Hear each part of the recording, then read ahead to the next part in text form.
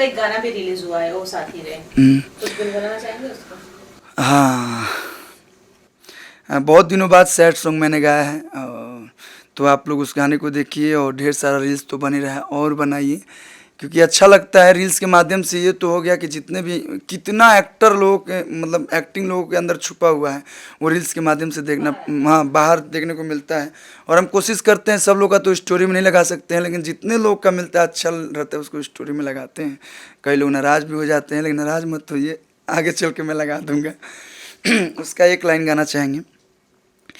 अखिया तोहरे ही रहिया ताके, गईलू कैसन रोग धरा के, ई मिलन वाला मन तड़पे छन छन, दिल हमारे लागे कहीं ना। ओ साथी रे, तेरे बिना भी क्या जीना, तेरे बिना भी क्या जीना।